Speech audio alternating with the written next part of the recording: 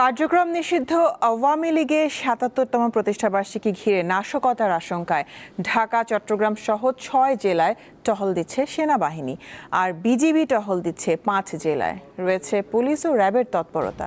তবে আজ কোথাও আওয়ামী লীগের কোনো কর্মসূচি দেখা যায়নি। অবশ্য মাঠে ছিল বিএনপি ও জামায়াতে ইসলামী।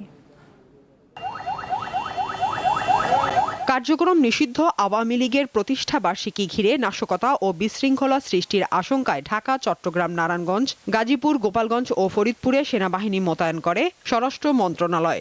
একই সময় আইন শৃঙ্খলা পরিস্থিতি স্বাভাবিক রাখতে কক্সবাজার, মাদারীপুর, শেরপুর, গাজীপুর ও মৌলভীবাজারে বিজিবি মোতায়েন করা হয়।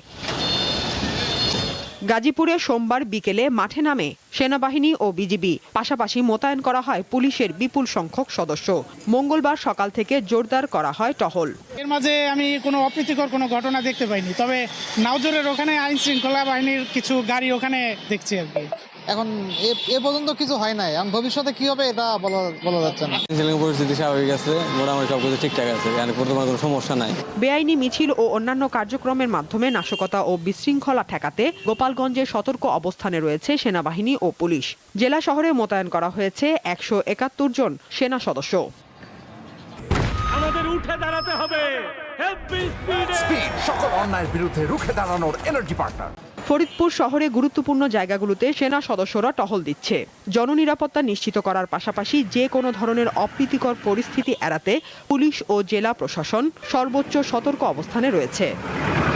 নারায়ণগঞ্জে আইন শৃঙ্খলা পরিস্থিতি স্বাভাবিক রাখতে সেনাবাহিনী ও বিজিবির পাশাপাশি পুলিশ ও র্যাব সদস্যরা টহল দিচ্ছে। বিভিন্ন গুরুত্বপূর্ণ জায়গায় স্থাপন করা হয়েছে তল্লাশি চৌকি।